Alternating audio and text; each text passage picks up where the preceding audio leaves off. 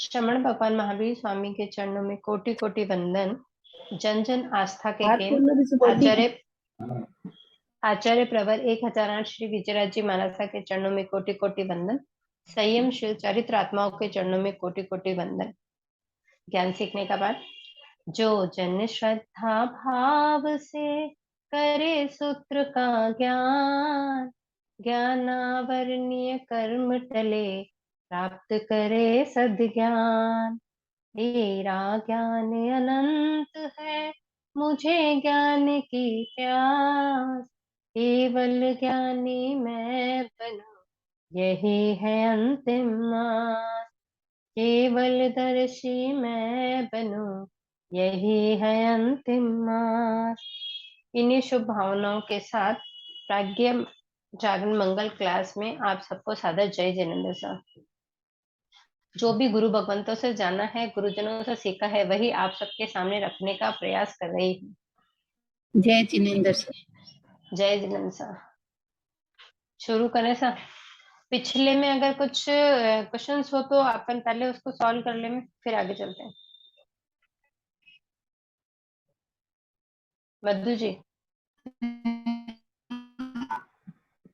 एक मिनट, ये जो शुरू में अपने प्रतिक्रमण शुरू करते हैं उसमें 99 अतिचार का ध्यान करते हैं पहले जी। सामायिक में, उसमें जो ये पीडीएफ में दिया मैंने निकला है तो उसमें तसूत्र 30 नंबर दिया है। अपने इच्छा में खाने के बाद तसूत्र बोलते हैं ना।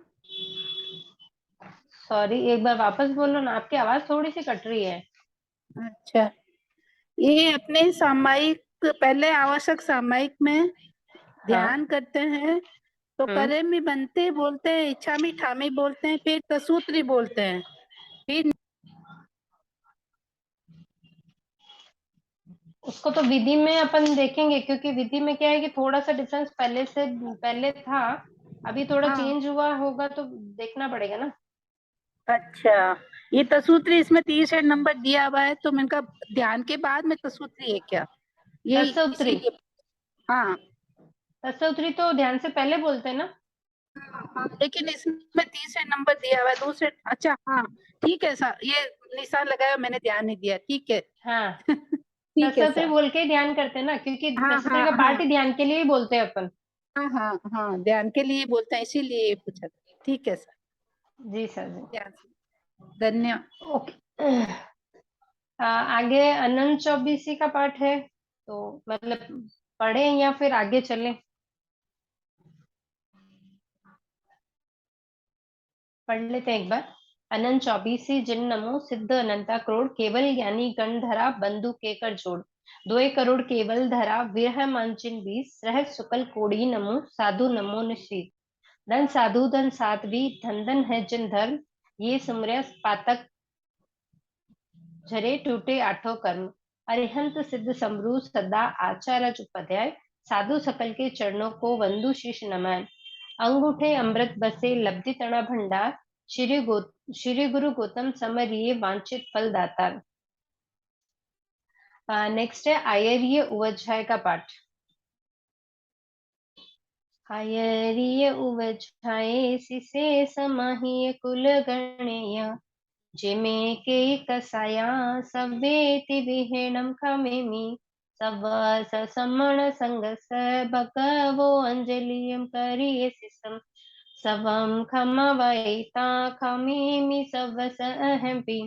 सवस जीव राशि से भावो धम्म निहिय निय चित्तो, सवम खमवैता खमेमि सवस अहंपि। खमेमि सवस अहंपि। आयर्य वजह में अच्छा में दुकान आचार्य और उपाध्याय जी के बारे में बताया गया है। तो आयर्य यानी कि आचार्य जी महाराज, वज्झाए उपाध्याय जी महाराज, शिष्य यानी शिष्य, समाहीय साधर्मी, कुल एक आचार्य के शिष्य समुदाय, मतलब एक ही आचार्य है और बहुत सारे शिष्य हैं उनके। गण यानी कि बहुत सारे आचार्य हैं और बहुत सारे उनके शिष्य हैं, मतलब जो अलग अलग आचार्य जो होते हैं ना कि भाई ये उस संघ से है, ये उस संघ से है, उनके बारे में बताया। जे यानी जो, में मैंने, कई कुछ, कसाय,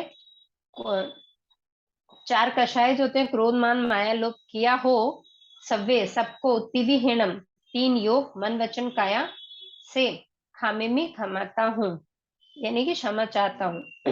सवस सभी सम्मण संगस, श्रमण संग साधु समुदाय से भगवो भगवान को अंजलि, दोनों हाथ जोड़कर अंजलियम करिए, दोनों हाथ जोड़कर शिष्य सिर पर लगाकर, मतलब दोनों हाथों को जोड़कर सिर पर लगाकर सबम सबको क्षमा वैता क्षमा याचना करके क्षमामी क्षमा कर सॉरी क्षमा वैता क्षमा याचना करके, यानी कि क्षमा करके क्षमामी क्षमा करता हूँ यानी क्षमाता हूँ।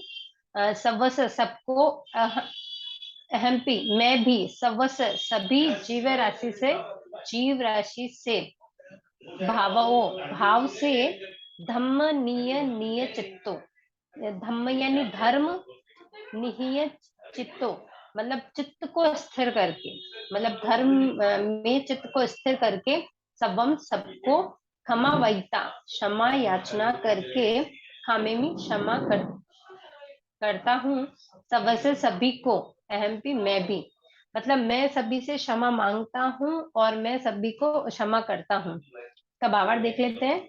आचार्य उपाध्याय शिष्य साधर्मी कुल और गण, इनके ऊपर में जो कोई भी कषाय, मतलब ये जो सब थे इनमें अगर किसी के ऊपर भी कषाय किया हो, उन सबके मन में मन वचन काया से क्षमा मांगता हूँ। अगर मेरी तरफ से कुछ मैंने क्रोध मान माया लोभ इनमें से कुछ भी अगर किया हो तो मैं क्षमा मांगता हूँ।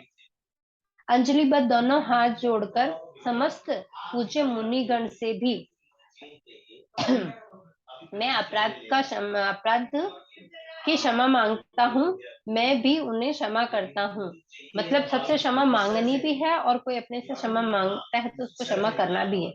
ऐसा नहीं है कि हमने सबसे क्षमा कर ली तो सब हमें तो माफ कर रहे हैं, लेकिन हमारे मन में अगर किसी के लिए बैरभाव है और वो अगर सॉरी भी बोल रहा है तो हम उसको माफ नहीं कर रहे, तो ऐसा नहीं करना। तो अगर ऐसा कोई है तो संवत्सरी, वैसे संवत्सरी का इंतजार करते ही नहीं मिच्छामि दुक्कड़म के लिए, लेकिन फिर भी कि अगर हमारे मन में ऐसा बैठा हुआ है कोई कि जिनसे हमने सोच रखा है कि कभी बात करेंगे ही नहीं, आज जीवन उनसे बात नहीं करेंगे, उनकी शक्ल नहीं देखेंगे, तो इस संवत्सरी पर ये भावना भावे कि आप उन्हें माफ कर सके। और कोई ऐसा है जिसका दिल दुखा हो और आपको उनसे क्षमा याचना करनी है तो उनसे क्षमा याचना करके इस संवत्सरी पे ये काम अपन जरूर करेंगे। धर्म में चित्त को स्थिर करके संपूर्ण जीवों से मैं अपने अपराध का क्षमा चाहता हूँ और स्वयं भी उनके अपराध को क्षमा करता हूँ। मतलब अपन खुद करेंगे तो ही कोई हमें क्षमा करेगा, तो क्षमा देनी भी है और क्षमा लेनी भी है। ठीक सा। नेक्स्ट 2.5-15 क्षेत्र। 2.5-15 क्षेत्र में श्रावक श्राविका दान देवे शील पाले तपस्या करे, शुभ भावना भावे संवर करे सामायिक करे पोषित करे प्रतिक्रमण करे, 3 मनोरथ चिंतवे 14 नियम चितारे, जीवादि 9 पदार्थ जाने, श्रावक के 21 गुण करके युक्त 1 व्रतधारी 12 व्रतधारी, भगवान की आज्ञा में विचरे, ऐसे बड़ों को हाथ जोड़ पैर पकड़ क्षमा मांगता हूँ। आप क्षमा करें, क्षमा करने योग्य है, से सभी से क्षमाते हैं। ओके, इसमें ये तो पूरा हिंदी है वैसे भी। 84 लाख जीव योनि का पाठ। 7 लाख पृथ्वी का है, 7 लाख अब का है, 7 लाख देव का है, 7 लाख वायु का है, 10 लाख प्रत्येक वनस्पति का है, 14 लाख साधारण वनस्पति का है, 2 लाख बेंद्रिय, 2 लाख तेंद्रिय, 2 लाख चौरंद्रिय, 4 लाख देवता, 4 लाख नारकी, 4 लाख तिर्यंज पंचेंद्रिय, 14 लाख मनुष्य, ऐसे 4 गति 84 लाख जीव योनि में सूक्ष्म बादर पर्याप्त अपर्याप्त जीवों में से किसी भी जीव को हलते चालते उठते बैठते सोते जागते हनन किया हो, कराया हो, करते हुए को भला जाना हो, अनुमोदना की, छेदा हो, भेदा हो, खिलाना उपजाई हो, तो मन वचन काया करके 18,24,120 प्रकारे जो में देवसीय यारो कौ तस में दुक्कड़म। 84 लाख जीव योनि में जिनको भी हमने तकलीफ दी है उन सबसे मिच्छामी दुक्कड़म कर रहे हैं इसके अंदर। नेक्स्ट है खामेमी सवे जीवा।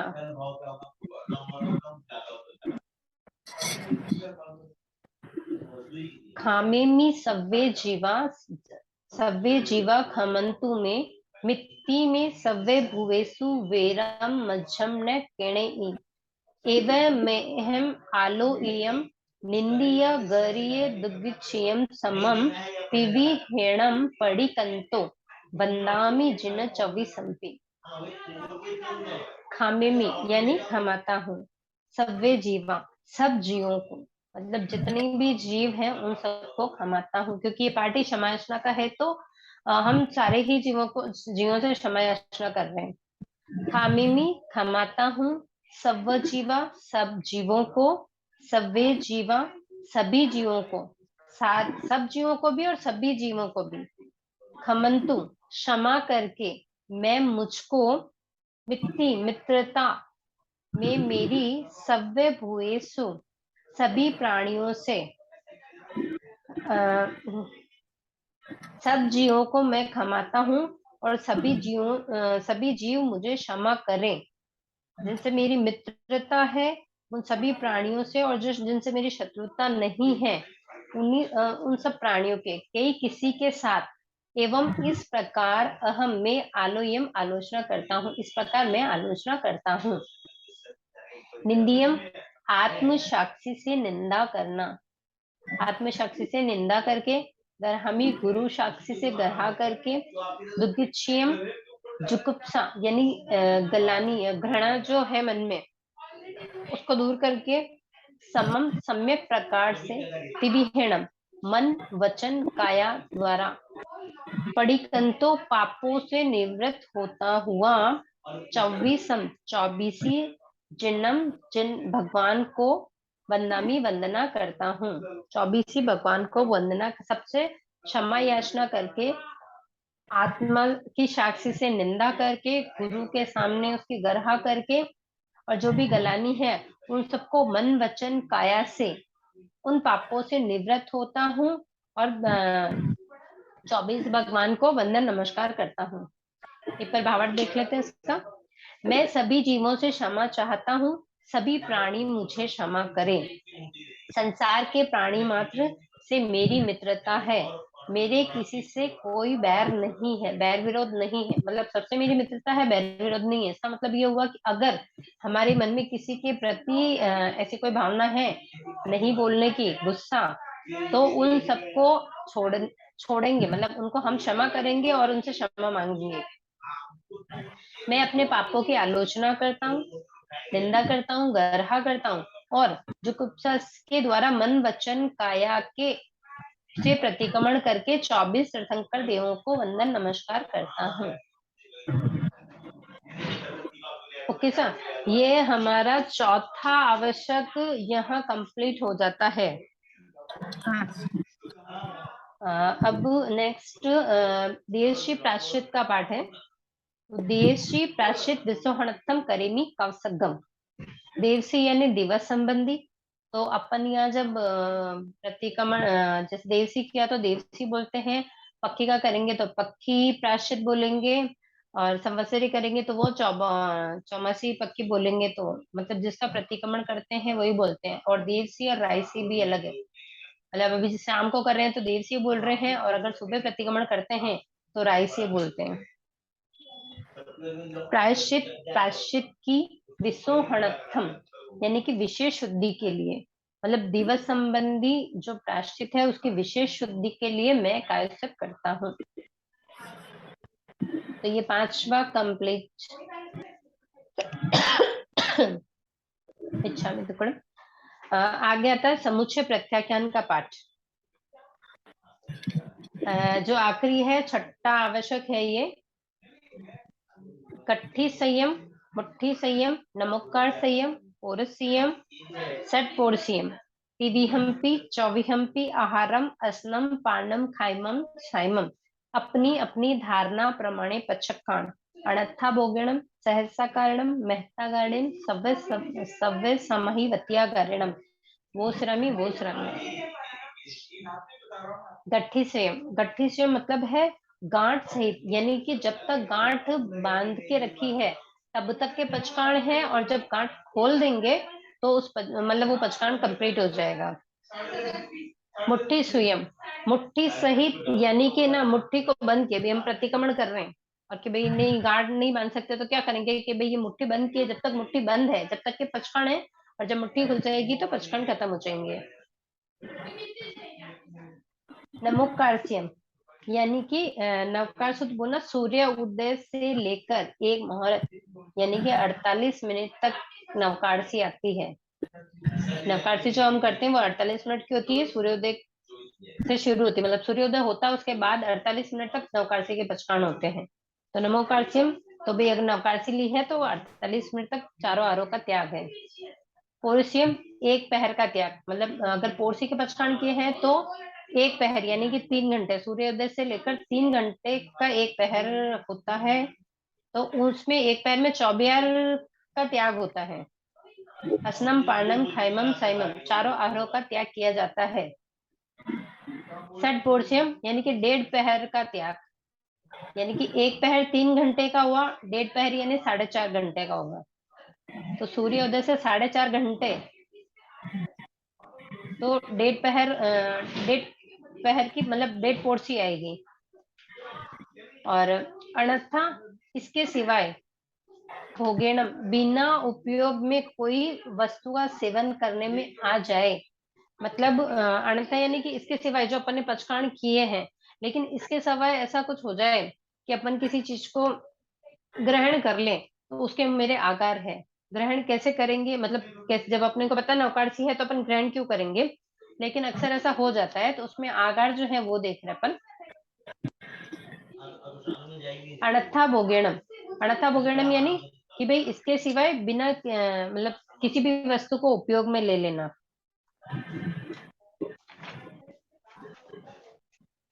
उपयोग में ले लेना मतलब अचानक से, मतलब अपन ने पचकाण लिए हैं, अब जैसे अभी प्रतिक्रमण किया है, सुबह उगे सूर्य नवकारसी का पचकाण ले लिया, लेकिन सुबह उठे याद ही नहीं रहा और नवकारसी आने से पहले ही कुछ खा लिया, तो वो आकार है।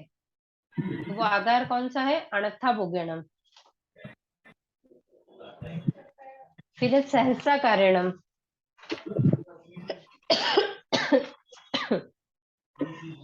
सहसा कारणम, अकस्मात, जैसे बारिश का पानी है या अपने मुंह में कोई छींटे चले जाए, जैसे अपन बाहर कहीं निकले हैं, बारिश आ गई अचानक से, लेकिन अपन ने पचकाण ले रखा है और मुंह में छींटे चले जावे, तो उसमें ना व्रत भंग नहीं होता है। और दूसरा है कि जैसे घर में दही छाछ वगैरह कुछ बनाते हैं या पानी वानी छानते करते हैं, मतलब जो चीज अचानक से मुंह में चली जाती है वो आगार है, उससे व्रत भंग नहीं होता है, तो वो है सहसा कारणम। महता कारणम, महापुरुषों के आगार से, यानी कि महापुरुषों गुरुजनों के निमित्त से अगर त्याग भंग करना पड़े तो उसका मेरे आगार है।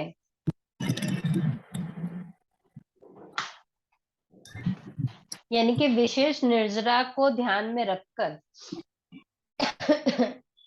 किसी की सेवा के लिए या धर्म संघ का कोई महत्वपूर्ण कार्य है जो भाई अपने को करना है, लेकिन उसके लिए एक बार अपने को ना मतलब कुछ खाना ही पड़ेगा, उसके बाद ही अपन उस काम को करेंगे, ऐसा कुछ होता है, या अन्य कोई आवश्यक ऐसा गुरुदेव ने कह दिया है, या कोई महान पुरुष की आज्ञा पाकर की निश्चित समय है, ऐसा सोचकर अगर अपन प्रत्याख्यान को पार लेते हैं तो ये आगार में आता है, इससे व्रत भंग नहीं होता है। सव्य समय वत्यागरणम, सब प्रकार की शारीरिक, मानसिक और निरोगता रहे तब तक, अर्थात शरीर में भयंकर रोग आ जावे तो दवाई आदि के आगार।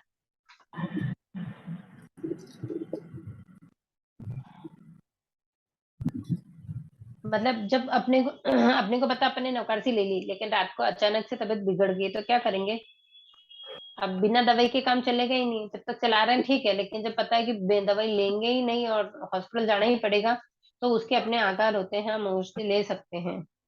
लेकिन अकस्मात जो होता है वो हमें पता ही है कि हमारे सुबह उठ के दवाई लेनी है, लेकिन फिर भी हम अगर कर रहे हैं तो वो दोष लगता है फिर। ओके सर, तो ये वो श्रामी, इसका मैं त्याग करता हूँ, मतलब जो हमने पचकाण किए हैं उसमें आकारों को ध्यान में रखकर हम पचकाण कर रहे हैं। उसमें जो कोई भी दोष लगता है उसके लिए मिच्छामि दुक्कडम। स्वयं प्रत्याख्यान लेवे तो वो सिरामी बोलते हैं, और अगर दूसरों के लिए है तो वो सिरे बोलते हैं।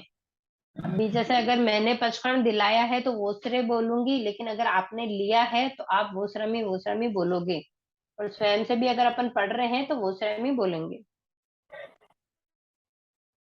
ठीक सा।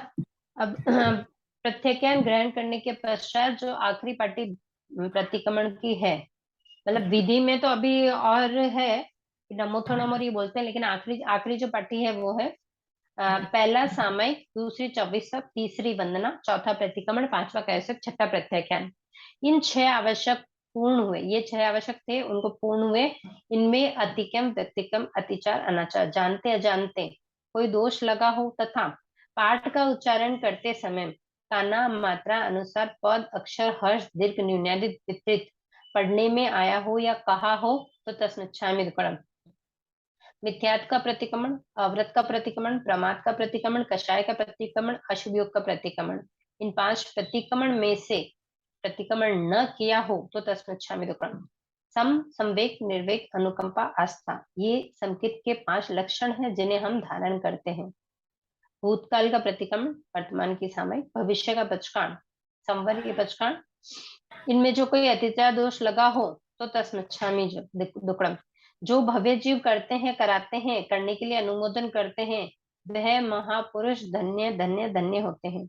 देव अरहंत गुरु निर्गंत केवली भाषित दया में धर्म, ये 3 तत्व है जो सार संसार है, असार है, भगवान आपका मार्ग सत्य है, सत्य है, सत्य है। हम इसे ये कह रहे हैं कि भाई देव अरहंत है, गुरु निर्गंत है, और जो केवली भाषित धर्म है वो दया धर्म है। ये तीनों तत्व है लेकिन सार है, क्योंकि इनसे असार संसार, ये संसार जो है वो असार है, ऐसा भगवान ने कहा, इसलिए भगवान आपका मार्ग सत्य है, सत्य है, थव थुई मंगल। आज प्रतिक्रमण अर्थ सहित अपनी इस क्लास में कंप्लीट हो गया है। तो अगर किसी कुछ पूछना है तो चले, नहीं तो फिर आगे वाला वो वाले चैप्टर कंप्लीट करते हैं फिर।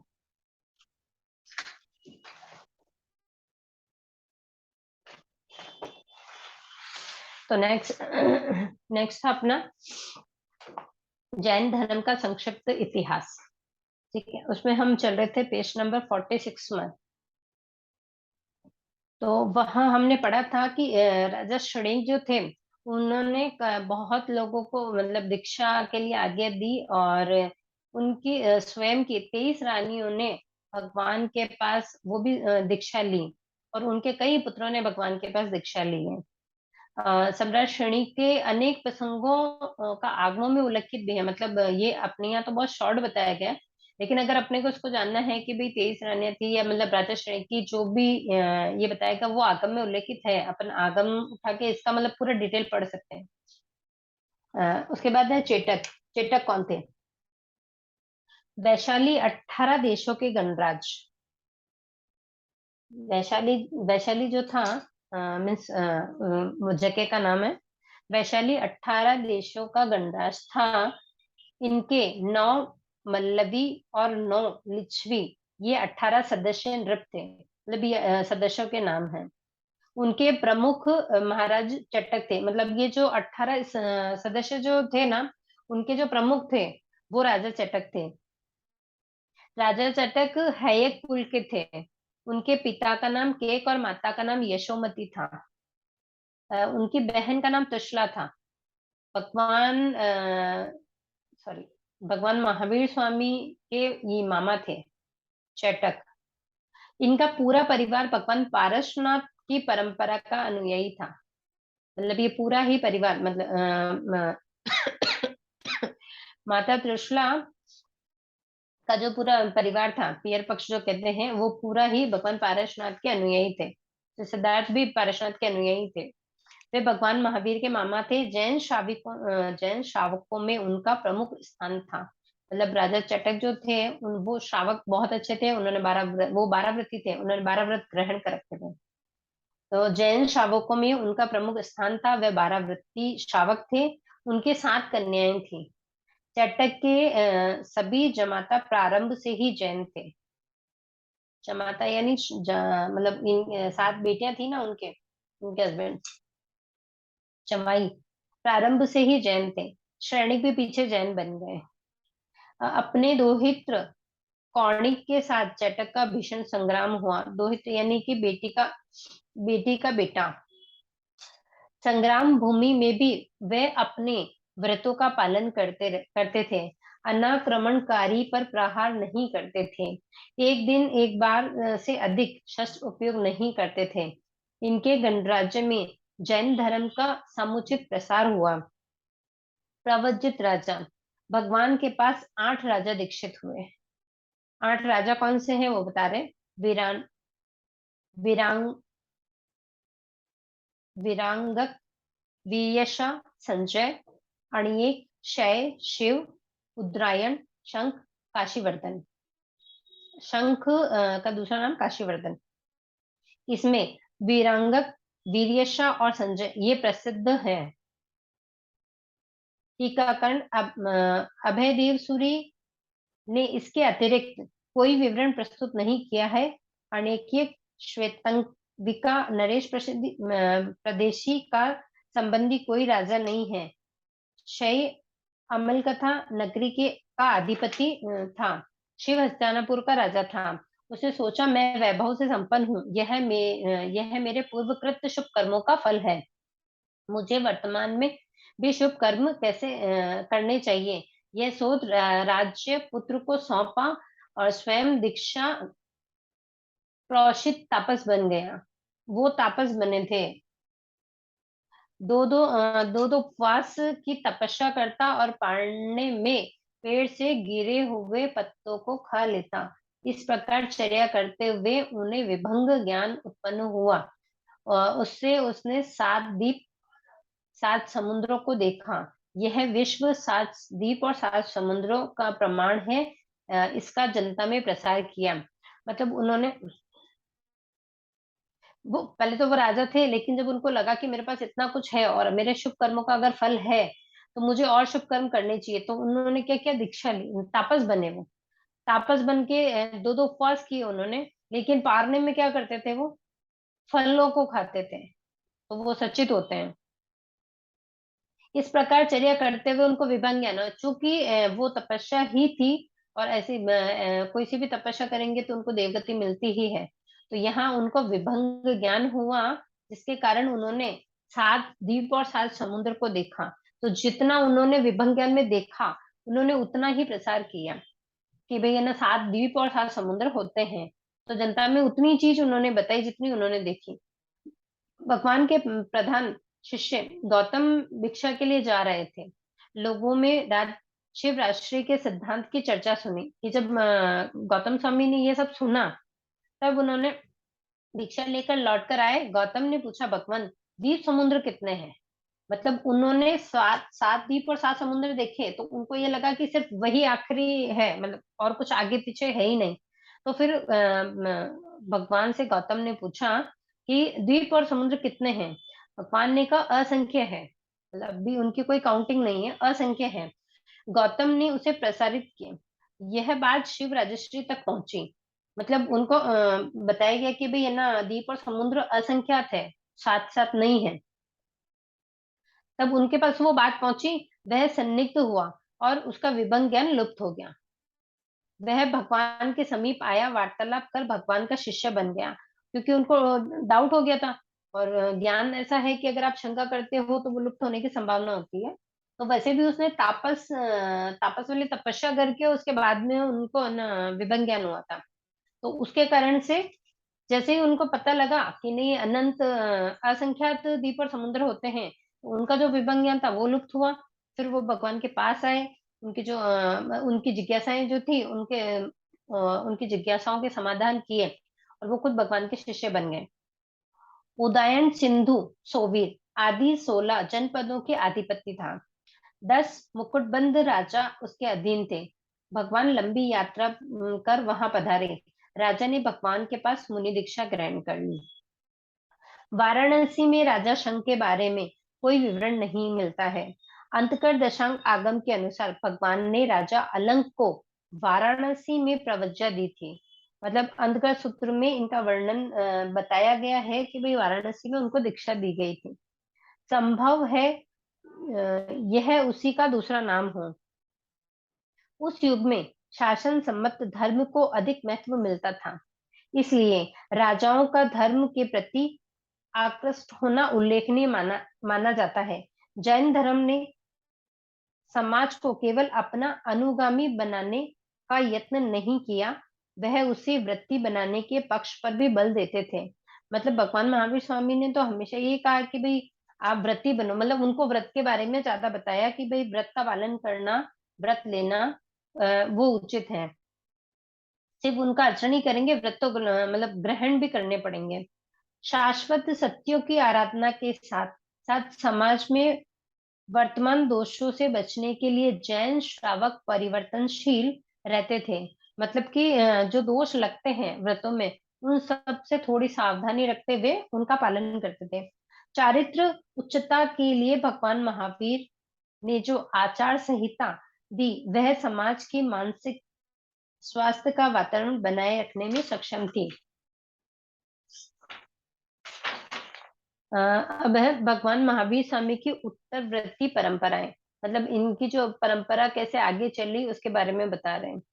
तो पहले गणधर गौतम, इनका मूल नाम था इंद्रभूति गौतम। 11 गणधर में पहला नाम इंद्रभूति गौतम। ये गोबर ग्रामवासी गौतम गोत्रीय ब्राह्मण के पुत्र थे। मतलब ये भी गोत्रीय ही थे, ब्राह्मण के पुत्र थे।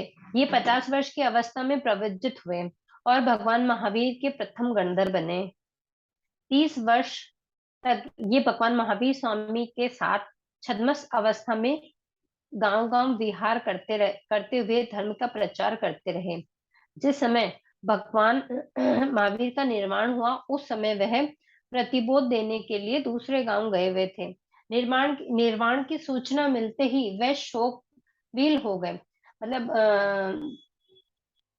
इंद्रभूति गौतम हमेशा भगवान के साथ ही रहे, लेकिन जब भगवान का निर्वाण हुआ तब वो पास वाले गांव में गए हुए थे। लेकिन जब उनको सूचना मिली कि भगवान का निर्वाण हो गया, तो उनको बहुत दुख हुआ। मतलब वो शोक में चले गए कि कहा मैं हमेशा भगवान के साथ रहता था और शायद आज उनका आखिरी समय था और मैं उनके पास नहीं। चिंतन की धारा मुड़ी और वे वहीं केवली हो गए। उस समय उनकी अवस्था 80 वर्ष की थी। मतलब जब इंद्रभूति गौतम को केवल ज्ञान प्राप्त हुआ तब वो 80 वर्ष के थे। वह केवल ज्ञानी के रूप में भगवान महावीर के बाद 12 वर्ष तक रहे। मतलब 72 में भगवान महावीर का निर्वाण हुआ, उसके बाद भी वो 12 वर्ष तक रहे और 92 वर्ष की आयु समाप्त कर निर्वाण को प्राप्त हुए। 50 वर्ष की उम्र में उन्होंने दीक्षा ली और उसके बाद में 92 की एज में उनका निर्वाण हुआ। उसके बाद गणधर सुधर्मा। दिगंबर परंपरा की अभिगत है कि भगवान महावीर के प्रथम उत्तराधिकारी गौतम थे। श्वेतांबर परंपरा के अभिगत है कि केवली कभी किसी परंपरा का वाहक नहीं करते हैं। मतलब जो केवली हो जाते हैं वो किसी परंपरा को नहीं चलाते हैं। तो गौतम केवली हो चुके थे। सुधर्मा के अतिरिक्त शेष 9 गणधर भगवान की उपस्थिति में ही निर्वाण को प्राप्त हो गए थे।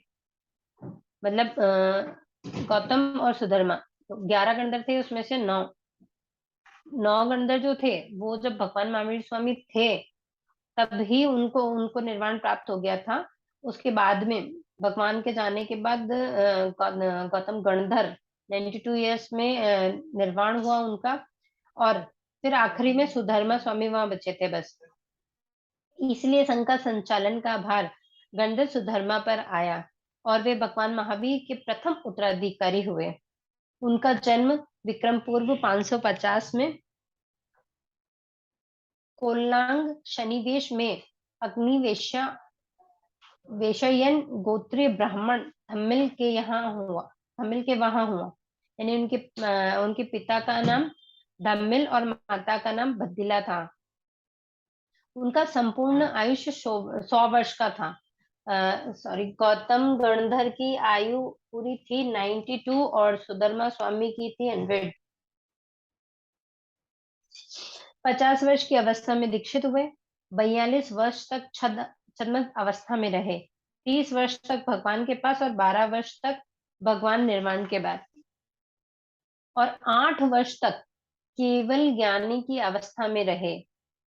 वैभव गिरी राजगृह पर 1 मास का अनशन कर वीर निर्वाण 20 बी पूर्वा 450 में निर्वाण को प्राप्त हुए। मतलब ये 100 साल की उम्र 50 साल में दीक्षा ली और इन्होंने 50 साल तक संयम धर्म का पालन किया। उसके बाद है आर्य जम्बू कुमार। ये राजगृही निवासी सेठ ऋषभ दत्त के पुत्र थे। इनकी माता का नाम धारिणी था। इनका जन्म विक्रम पूर्व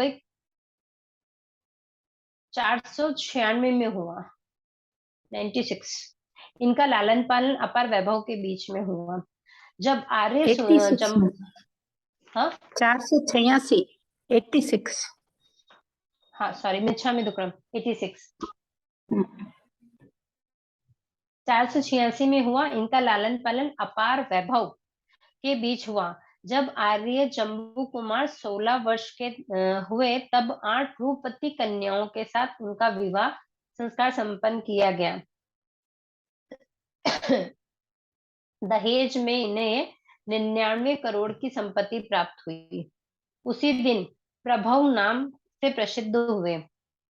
सॉरी, अच्छा मैं देखो, उसी दिन प्रभव नाम का प्रसिद्ध चोर, मतलब इनका जो विवाह 8 कन्याओं के साथ हुआ, तो इनको जो पहले दहेज की प्रथा थी, तो दहेज में उन्हें 99 करोड़ की संपत्ति मिली। तो जब उनको 99 करोड़ की संपत्ति मिली तो वहां पर एक चोर था।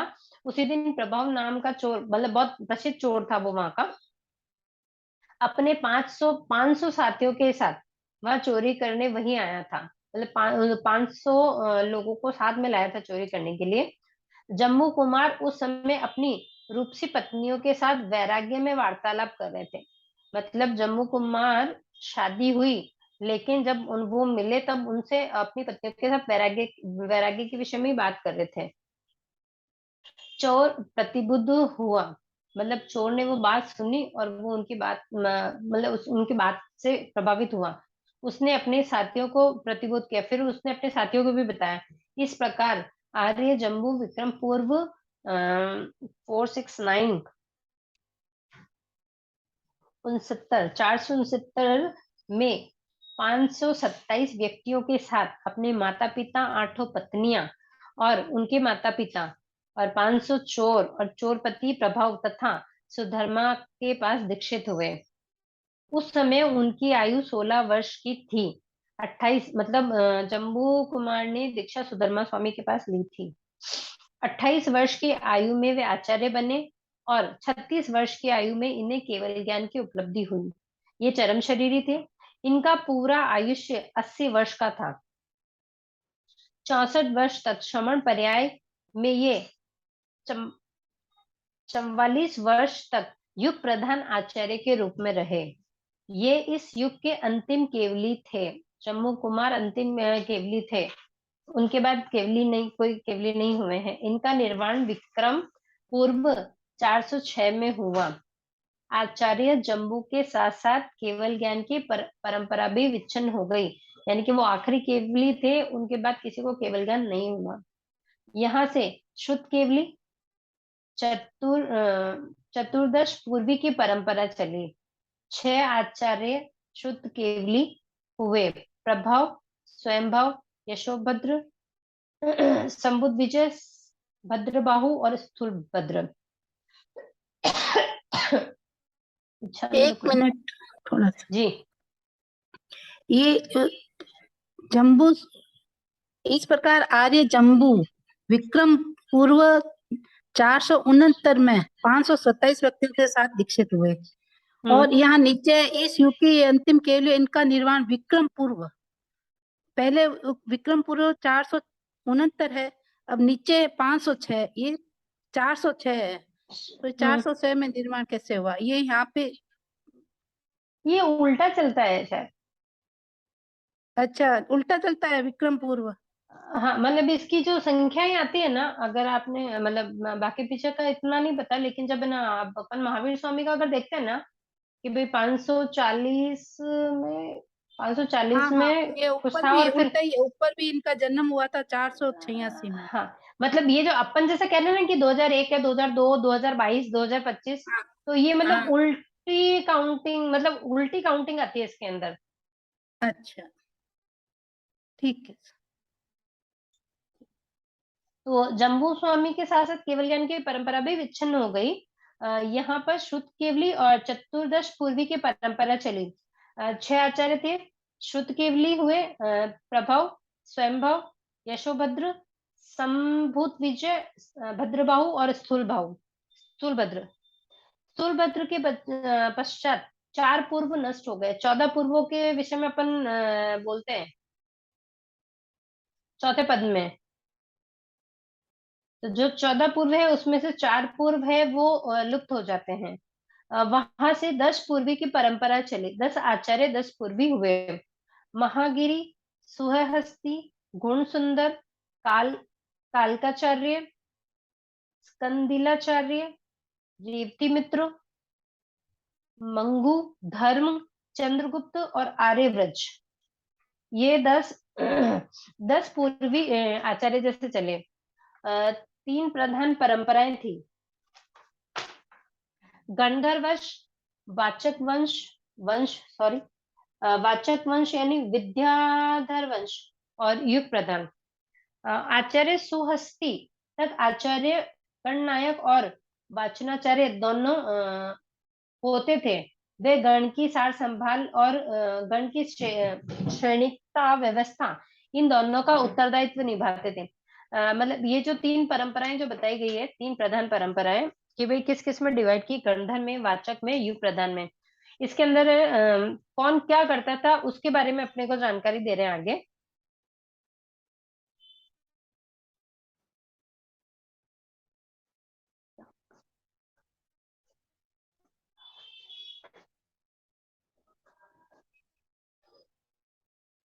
तो उसके बारे में अपने को जानकारी देगी। तो आचार्य सुहस्ती थे दूसरे आचार्य, मतलब 10 आचार्य हैं उसमें दूसरे आचार्य थे। आचार्य सुहस्ती तक आचार्य गण नायक और वाचनाचार्य दोनों ही होते थे। तो गण की सार संभाल और गण की शिक्षा, मतलब उनको जो शिक्षा दी जाती थी उनकी व्यवस्था, इन दोनों का उत्तरदायित्व निभाते थे। आचार्य सुहस्ती के बाद ये कार्य विभक्त हो गया। मतलब पहले जब आचार्य सुहस्ती थे जब तक तो ये दोनों ही काम एक ही व्यक्ति करता था, लेकिन जब उनके बाद में ये मतलब कार्य अलग अलग लोगों को बांट दिए तो विभक्त हुए। चारित्र की रक्षा के लिए गणचार्य, गणाचार्य और सूत्र ज्ञान की रक्षा के लिए वाचनाचार्य कहलाए। मतलब अलग अलग बना दिए थे कि भाई जो चारित्र की रक्षा करेंगे वो गणचार्य कहलाएंगे, और जो सूत्र ज्ञान की रक्षा करेंगे वो वाचनाचार्य कहलाएंगे। गणाचार्यों की परंपरा यानी गंधर्वश अपने अपने गण के गुरु शिष्यों को क्रम से चलाते हैं।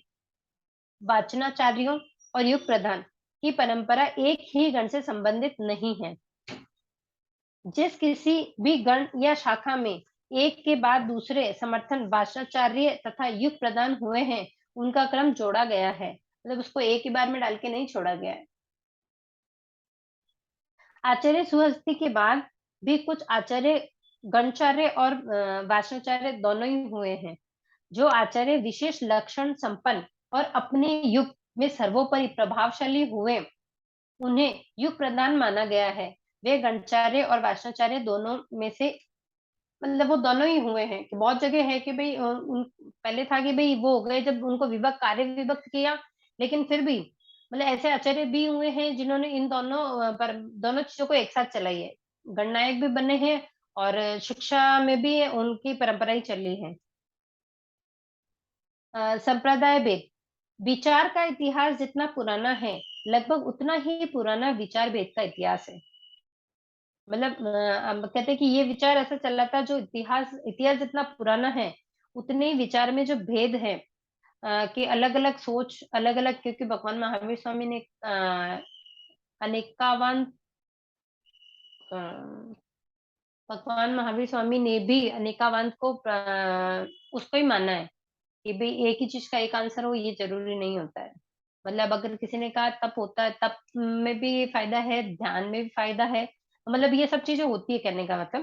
तो उन्होंने भी अनेकावांत को बताया है। विचार व्यक्ति व्यक्ति की उपज होती है, किंतु संग में रूढ़ होने के बाद संज्ञेय कहलाता है, क्योंकि हर व्यक्ति अपने अपने विचार रखता है। लेकिन अगर कोई चीज अगर संग उसको ले लेता है और संघ के द्वारा अगर वो आगे आती है, तो फिर वो संघ का विचार कहलाता है, फिर वो किसी व्यक्ति का विचार नहीं कहलाता है। तीर्थंकर वाणी जैन संघ के लिए सर्वोपरि प्रमाण है, क्योंकि तीर्थंकरों ने जो कहा है, गणधरों ने जो गूथा है, हम उसी को ही मानते हैं और उसी पे ही चलते हैं। वह प्रत्यक्ष दर्शन है, इसलिए उसमें तर्क की कर्कशता नहीं है। मतलब भगवान ने जो कहा है उनकी वाणी में हम तर्क नहीं कर रहे हैं, हम तर्क नहीं करें, शंका नहीं करें। वह तर्क से बोधित भी नहीं है, वह सूत्र रूप है, उसकी व्याख्या में तर्क का लचीलापन आया है। भाष्यकार और टीकाकरण प्रत्यक्षदर्शी नहीं होते हैं। मतलब भगवान ने जो कहा है लेकिन गणधरों ने गुता है, लेकिन अब जो परिवर्तन आ रहा है, जैसे उनमें वापस थोड़ा ढीलापन आ रहा है, तो ये सब चीजें आएगी, उसकी व्याख्या में लचीलापन आता है। उन्होंने सूत्र के आश्रय में परंपरा को समझा है, कहीं समझ में नहीं आया तो हृदयगम नहीं हुआ तो अपनी युक्ति और जोड़ दी है। मतलब जो भगवान ने कहा है उसको समझा किया, लेकिन कहीं कहीं अगर नहीं आया, अभी जैसे अपने को नहीं होता है कि हमारे साथ कुछ समझाते हैं, सिखाते हैं, हम सीखते हैं, लेकिन क्या है कि कभी कभी कुछ बोलने जाते हैं, वो वही चीज सेम याद नहीं आती है, तो फिर हम अपनी युक्ति उस पर लगा देते हैं कि भाई वहां ऐसा हुआ था, इसको इस तरह से वर्णन किया गया है। तो वैसा ही हुआ कि अपनी युक्ति लगाकर उसमें जोड़ दिए। तो लंबे समय में अनेक संप्रदाय बन गए। श्वेतांबर और दिगंबर जैन शासन भेद हुए। मतलब जैन शासन के जो भेद हुए, जैसे शासन के जो भेद हुए वो दो हैं, श्वेतांबर और दिगंबर। भगवान महावीर के समय कुछ श्रमण वस्त्र पहनते थे, एकीभूत नहीं होते, वास्तव में बंद होता ही नहीं। आचार्य की दोनों दिशाओं में आचार्यों ने दोनों ही दिशाओं का मर्म बताया, पर उन्होंने अपना आग्रह नहीं छोड़ा, आखिर उन्हें संघ से पृथक कर दिया गया। इन 7 निभों में जमाली, रोहगुप्त, गोस्टा माहिल ये 3 अंत तक अलग रहे।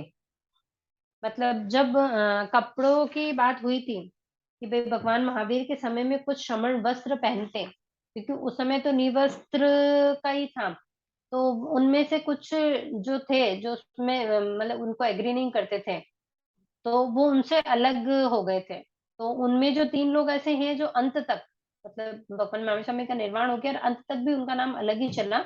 वो थे पहले जमाली, जमाली उनके जमाई थे, उनके पहले शिष्य थे रोहगुप्त और कौशल, ये तीनों अंत तक अलग रहे, भगवान के शासन में पुनः सम्मिलित नहीं हुए।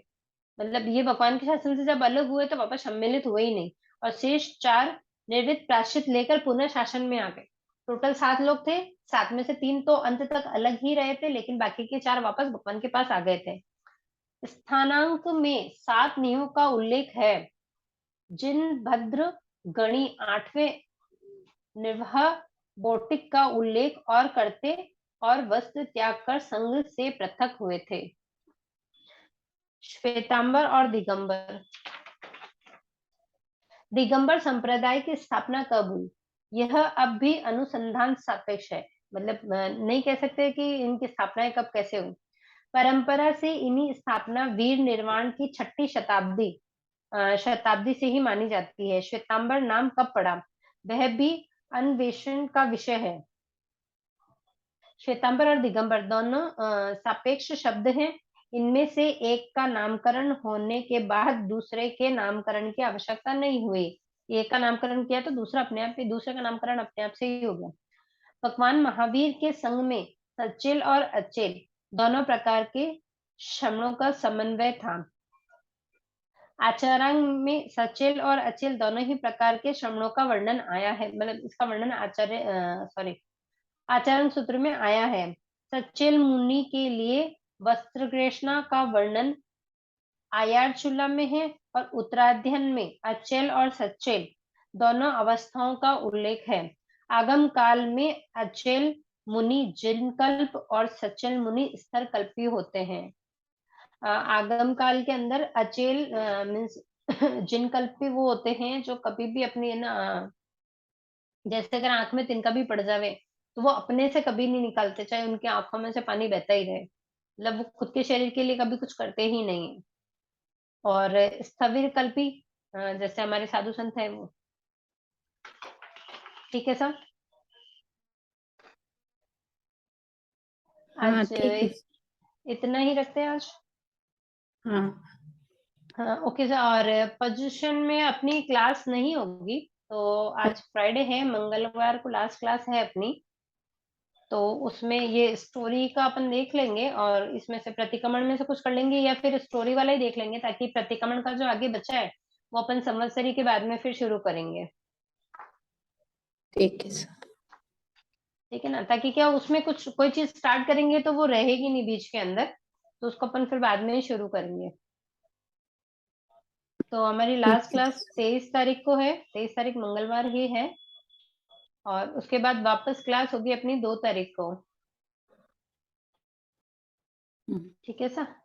तो जिनवाणी के विरुद्ध कुछ भी कहने में आया हो तो मिच्छामि दुक्कडम। और आप लोग की कोई भी अगर क्वेरी हो, कोई भी सवाल हो तो या तो ग्रुप में डाल देना, और नहीं तो नेक्स्ट क्लास जब होगी तो स्टार्टिंग में वही ले लेंगे फिर।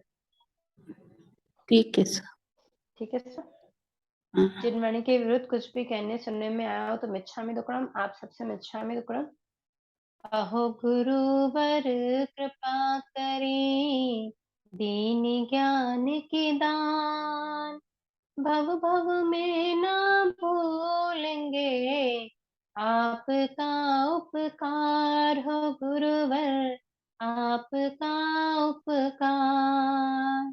है विनय जो हो गया उसको माफ करो, मेरे सारे कर्म कलश को आप ही साफ करो, ओ गुरुवर आप ही साफ करो।